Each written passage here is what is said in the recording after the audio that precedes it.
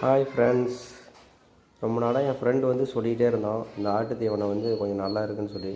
ஆடுகள்லாம் wait நல்லா gain ஆகும்னு சொல்லியிருந்தான். அதனால் இன்றைக்கி பர்ச்சேஸ் பண்ணியிருக்கோம். வாங்க அதில் என்ன இருக்குன்னு பார்க்கலாம்.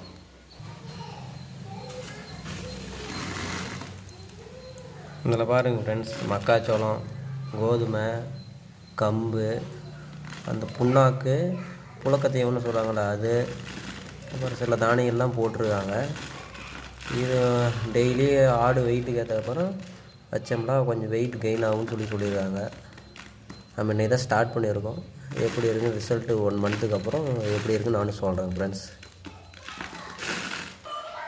ஃப்ரெண்ட்ஸ். தீவனம் வந்து கலெக்ட் பண்ணியாச்சு. நம்மக்கிட்ட இருக்கிற ஆடுகளுக்கு போய் வச்சு பார்ப்போம், சாப்பிடுதா இல்லையான்னு பார்க்கலாம்.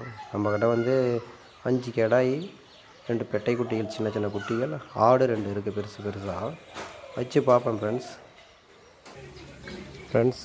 இது நம்மக்கிட்ட இருக்கிற கொஞ்சம் பெரிய கிடாய், வச்சு பார்க்கலாம் எப்படி சாப்பிட்றேன்னு பார்க்கலாம்.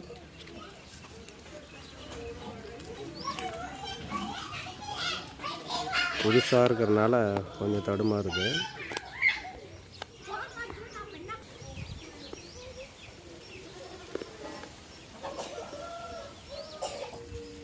ஃப்ரெண்ட்ஸ், இது ஆடு வெயிட்டுக்கு ஏற்ற மாதிரி வெயிட் கணக்கில் வைக்க சொல்லியிருந்தாங்க.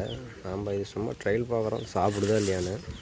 சாப்பிடுதுன்னு கன்ஃபார்ம் பண்ணதுக்கப்புறமா ஆடு வெயிட்டுக்கு ஏற்ற மாதிரி நம்ம கொஞ்சம் டெய்லி வச்சுக்கலாம். இது நம்மளோட இன்னொரு கிடாய், அது அந்த கிடாயை விட கொஞ்சம் சின்னது. இதுவும் சாப்பிடுதான்னு பார்த்தோம், இது கொஞ்சமாக சாப்பிடுது. இது நம்மளோட ஆடு சாப்பிடுதான்னு பார்க்கலாம் ஃப்ரெண்ட்ஸ். ஆடும் கொஞ்சமாக சாப்பிடுது ஃப்ரெண்ட்ஸ். இதுதான் நம்மளோட கொஞ்சம் பெரிய ஆடு, வயசில் மூத்த ஆடு. இதுவும் கொஞ்சமாக மெதுவாக சாப்பிட ஆரம்பிச்சிருச்சு. ஃபைனலாக சேவலுக்கும் நம்ம வச்சு பார்த்தோம், அதுவும் கொஞ்சமாக சாப்பிடுது. பின்னாடியே வருதுங்க ஃப்ரெண்ட்ஸ். கொஞ்சம் அதனால் போட்டு பார்த்தேன், அதுவும் சாப்பிடுது. இந்த சேவலை வேறு பெட்டை கோழி வந்துடுச்சு.